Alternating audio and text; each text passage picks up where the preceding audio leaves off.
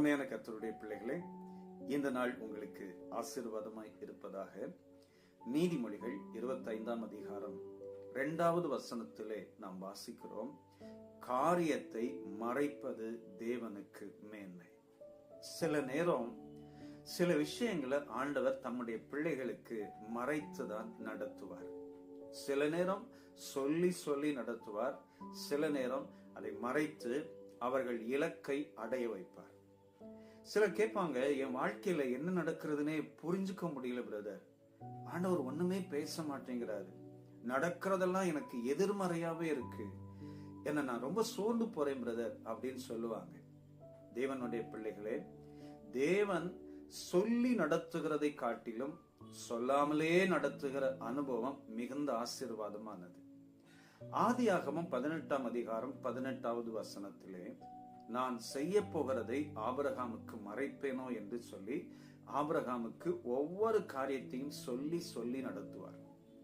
ஈசாக்குக்கும் யாக்கோபுக்கும் அப்படியே ஆண்டவர் நடத்துவார். ஆனால் யோசேப்புக்கு பாருங்கள், 2 சொப்பனங்களை மாத்திரம் காண்பிப்பார், மற்றபடி எதையுமே ஆண்டவர் சொல்லவே மாட்டார். ஒருவேளை சொல்லி இருந்தால், யோசேப்பினிடத்திலே ஆண்டவர் சொல்லி இருந்தால், உன்னை உன் சகோதரர்கள் பிடித்து குழியில் போட்டு பின்பு விற்று விடுவார்கள், நீ போத்திபார் என்கிற ஒரு மனுஷனுடைய வீட்டில் அடிமையாயிருப்பாய், செய்யாத தவறுக்கு சிறைச்சாலை செல்லுவாய் என்று சொல்லி ஆண்டவர் சொல்லி இருந்தால், யோசேப்பு பயங்கரமா யோசித்திருப்பான். அவனுடைய வாழ்க்கையிலே சில மாற்றங்கள் கூட வந்திருக்கலாம். இது யாக்கோபுக்கு சொல்லி இருந்தால் கண்டிப்பா மகனை அனுப்பி இருக்க மாட்டார். அதனாலதான் ஆண்டவர் சில விஷயங்களை சொல்லவே மாட்டார். ஆனால் கடைசியில் என்ன நடந்தது?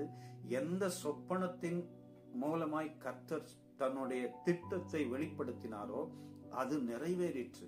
அருமையான சகோதரா சகோதரி, தேவன் உங்களுக்கு சில விஷயங்களை சொல்லாமலே நடத்துகிறார் என்றால் ஏதோ ஒரு பெரிய திட்டத்தை, ஒரு பெரிய அற்புதத்தை உங்களுக்கு வைத்திருக்கிறார். 105ஆம் சங்கீதம் 17வது வசனத்திலிருந்து வாசித்து பாருங்கள். அவர்களுக்கு முன்பாக ஒரு புருஷனை அனுப்பினார், யோசேப்பு சிறையாக விற்கப்பட்டான், அவன் கால்களை விலங்கு போட்டு ஒடுக்கினார்கள், அவன் பிராணன் இரும்பில் அடைக்கப்பட்டிருந்தது, கர்த்தர் சொன்ன வார்த்தை நிறைவேறும் அளவும் அவருடைய வசனம் அவனை புடமிட்டது என்று வாசிக்கிறோம். பின்பு ராஜாவனை கட்டவிழ்க்க சொன்னான், ஜனத்தின் அதிபதி உயர்த்தினான் என்று வேதத்திலே வாசிக்கிறோம். அருமையான சகோதரா சகோதரி, உங்க வாழ்க்கையில சில விஷயங்களை கர்த்தர் சொல்லலையா, கவலைப்படாதிருங்க. ஆண்டவரை முழுவதுமாய் சார்ந்து கொள்ளுங்கள். ஏதோ ஒரு நோக்கத்தோடு என்னை இப்படி நடத்துகிறார். அன்றியும் அவருடைய தீர்மானத்தின்படி அழைக்கப்பட்டவர்களாய் தேவனிடத்தில் அன்பு கூறுகிறவர்களுக்கு சகலமும் நன்மைக்கேதுவாக நடக்கிறது. நிச்சயமாக உங்க வாழ்க்கையில எதுவுமே வெளிப்பாடு இல்லையா, சோர்ந்து போகாமல் இன்னும் விசுவாசத்திலே நிலைத்திருங்கள். நிச்சயமாய் கர்த்தர் எல்லாரை காட்டிலும் உங்களை மேன்மையாக வைப்பார். எல்லா ஆசீர்வாதங்களை காட்டிலும் உங்களுக்கு மிகப்பெரிய நன்மையை ஆண்டவர் கட்டளையிடுவார். உங்கள் வாழ்க்கையில இன்றைக்கு கூட ஒரு பெரிய அற்புதம் காத்திருக்கலாம். சேர்ந்து ஜெபிக்கலாமா?